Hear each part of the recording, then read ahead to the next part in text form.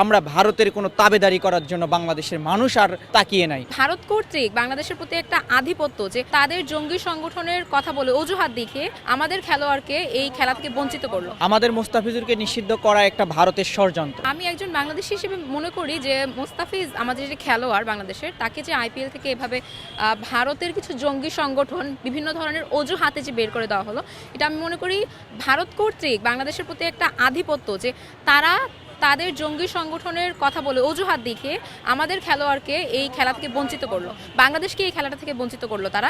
এবং তাদের যে এই অজুহাতের মাধ্যমে তারা বাংলাদেশের যে বিশ্বের বুকে যে প্রকাশিত হওয়া, যে ফুটে ওঠা, এটাকে কিন্তু তারা বঞ্চিত করলো। আমি মনে করি এটা একটা ষড়যন্ত্র, বাংলাদেশ যাতে বিশ্বের বুকে ফেমাস না হতে পারে, প্রতিষ্ঠিত না হতে পারে সেটার বিরুদ্ধে।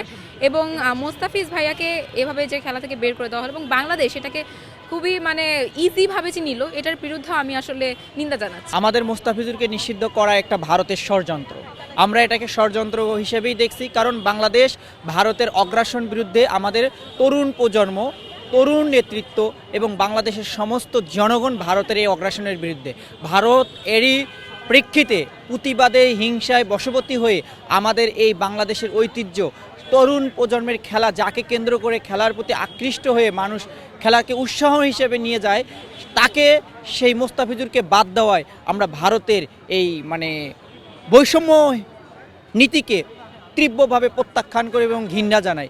সেই সাথে ভারতকে বলতে চাই, আমরা ভারতের কোনো তাবেদারি করার জন্য বাংলাদেশের মানুষ আর তাকিয়ে নাই। চাই ভারত যদি আমাদের দিকে চোখ রাঙায়, আমরা ডাবল চোখ রাঙাবো। ভারতের সাথে আমাদের একটা মাত্রই পথ খোলা, ন্যায্যতা এবং ইনসাফের ভিত্তিতেই আমাদের সম্পর্ক হবে। আমরা যেমন ভারতের সমস্ত চ্যানেল এবং ভারতকে মাটিতে আমরা খেলবো না প্রতিজ্ঞা করেছি, এটা আমরা বাস্তবায়ন করে ছাড়বো ইনশাল্লাহ। এই প্রজন্ম হচ্ছে ক্রীড়া জগৎটাকে অনেকভাবে লালন করে, ভালোবাসে এবং ধারণ করে।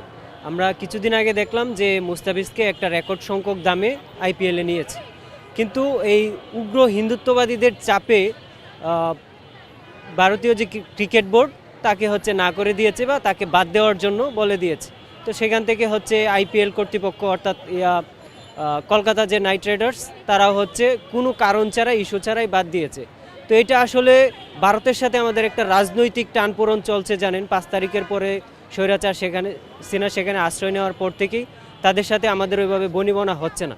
কিন্তু ওই ক্রীড়া জগৎটাকে তারা রাজনীতির মধ্যে নিয়ে প্রবেশ করিয়েছে এবং রাজনীতিটাকে ক্রীড়া জগতের মধ্যে টেনে নিয়ে আসছে। এটা আসলে আমরা ধিক্কার জানাই, নিন্দা জানাই। আর তাছাড়া আমরা বাংলাদেশের মানুষ, আমরা মাতৃভূমিকে অনেক ভালোবাসি, আমরা ধারণ করি এই 56,000 বর্গ মাইলকে আমরা হৃদয়ে ধারণ করি। মুস্তাফিজকে তারা আইপিএল থেকে বাদ দিয়েছে, কিন্তু ক্রীড়া জগৎ থেকে আসলে বাদ দিতে পারে নাই।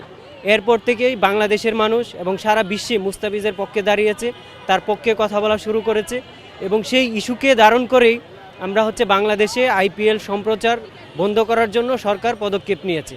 আমরা এই ব্যাপারটাকে সাধুবাদ জানাই এবং একজন বাংলাদেশি হিসেবে আমি এটাকে গর্বের সাথেই স্বীকার করছি যে সরকার বিলম্বে হলেও এই ব্যাপারটাকে আমলে নিয়েছে।